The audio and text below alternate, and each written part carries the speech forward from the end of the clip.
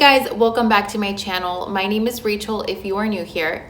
Today I'm going to be giving you guys an update on my postpartum recovery. So if you guys want to hear how things have been going these last couple of weeks, then make sure you keep watching. So right now I am almost 8 weeks postpartum. McKenna is going to be 2 months in a few days. But this was my 4th pregnancy and delivery. I do only have 3 of my kiddos with me. However, that is a story time for another video. The only reason that I'm mentioning that is because it is relevant to my postpartum journey and recovery. So because this was my 4th delivery, my body did take it a lot harder. I definitely felt more achy, like my body was just more achy and tired. And the first couple of weeks, I really just took it easy. Even up until now, like I try not to go out. I really just go out like if I have a doctor's appointment or if I have to go to the grocery store. My amazing husband has been doing most of the grocery shopping. So thank you, babe. I love you. I did have a lot more back pain this time around, and I think that if you guys saw my last video, or if you didn't see my last video where I did a labor and delivery story time, I attempted to get an epidural, but it failed. However, because they did attempt to insert the needle so many times into my back after delivery was killing me. And I would say that I have a high pain tolerance, but I really had to take like Motrin and like whatever they would give me for a backache while I was in the hospital. I also had like scabs on my back from all the attempts that they did trying to insert the needle for the epidural. So it was really gross. Talking about the epidural, so I'm gonna say about 3 days after I left the hospital, I noticed that my right upper thigh was like numb and tingly. Like if you would touch it, it would feel almost like when your leg's asleep. And that slowly progressed to almost my whole leg being numb. Like, so when I would walk, it would kind of tingle. And then I would also get like a shooting pain like on the bottom of my foot when I would step. So I was freaking out. So there you have me Googling like my symptoms and like epidural side effects. And even though I did not successfully get the epidural, that is temporary nerve damage can be one of the side effects. And I definitely believe that that's what I had. Thank God though that it went away after about 3 weeks, but it was really scary. I'm just hoping that it doesn't have like any long-term side effects. Let's see what else. So nursing has been going amazing. I am nursing my 18-month-old daughter Lucille as well as McKenna. It has been going really good. I finally figured out a schedule for both of them. Also nursing my older daughter really helped me to not get engorged, because if you are a breastfeeding mama or you have been, then you'll realize that engorgement really hurts when your breasts get really swollen and they feel like rocks. And luckily that didn't happen this time around because I had Lucille to take that extra milk. Now I can go into more detail on tandem nursing, which is nursing 2 or more babies at the same time. I'm not going to go into too much detail about that in this video, but it has been a great experience, and I am planning on continue to nurse Lucille and McKenna until they are both 2 years old. So postpartum body, things are definitely different.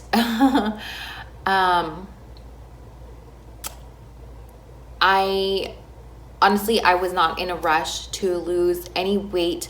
I just really wanted to take it easy and make sure that I was taking care of myself, that I'm eating healthy, I'm not depriving myself, especially because I am nursing 2 little ones. And honestly, I did not step on a scale up until yesterday when I had a doctor's appointment, and I have lost about 30 pounds. So I'm currently 153, which is what I was at before I got pregnant. However, I am carrying my weight very differently than pre-pregnancy. I am definitely a lot more rounder in the middle. Like my love handles have increased significantly, and the worst, the back fat. It's hanging in there. So I am going to start working out more now that I feel more comfortable, and but it's going to be like light exercise. I don't want to go like into too extreme. I'm not focused on that as much in this postpartum journey as I was previously, like after I had Lucille, because like I said, I just really want to take care of myself physically and mentally, and I don't want to just push myself too hard, especially because I am homeschooling.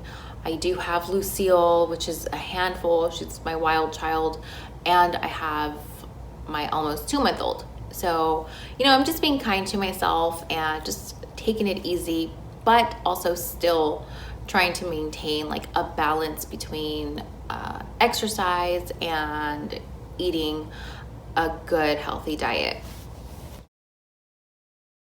Now to the good stuff.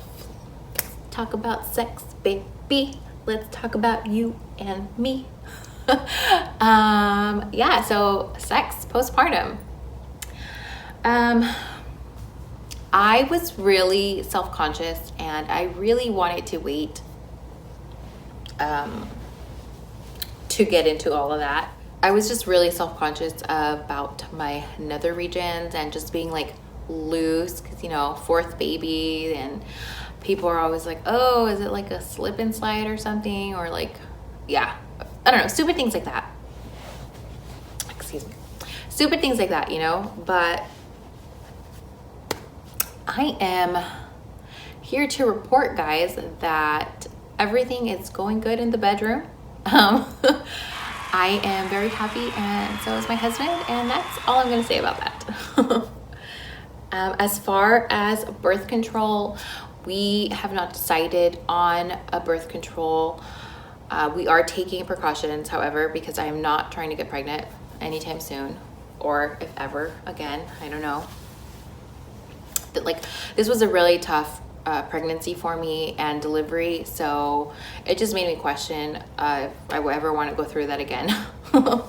So I was thinking about getting the IUD, the copper IUD, and that was appealing to me because it doesn't have any hormones, but there's also a lot of negative side effects, and I have heard like horror stories like with people miscarrying or getting pregnant on it, and I'm really like sensitive when it comes to any like type of birth control or medication. So I really want to explore what my options are.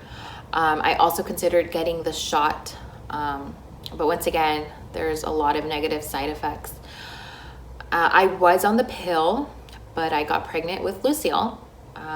And because I am breastfeeding, it is a low dose of hormones. So you really have to take it at the same time every day or within that hour, or else it's not going to work. And I am very forgetful, so I just know that that's not going to be a good option for us. We also considered me getting my tubes tied, or Javier getting a vasectomy, or I considered him getting a vasectomy. He's like, no. But we decided against that just because it's just like so permanent, and we do want the option to have kids in the future if we do decide that we want to. So I'm really up in the air with that. So if you ladies have any suggestions, I did even consider like tracking my period and my ovulation days, but my family is like very fertile, so I don't know if that would work for us. I'd probably have to be like super on top of it, and my life is just so hectic that I don't know if that is possible for me to do. And last but not least, postpartum depression. Fortunately for me, this time around, I am not experiencing any postpartum depression. I do get like the baby blues here and there, but it's not as severe as it was with my last postpartum journey with Lucille, where I did have postpartum depression, and it's really something that I haven't talked about too much or at all. But I was on medication for it, and I did have a hard time with that. But this time around, like anytime I just feel myself getting into that like dark headspace, I just really turn to prayer and just submit all of that to God, and praise the Lord that I have not experienced those moments where those scary moments like I did before.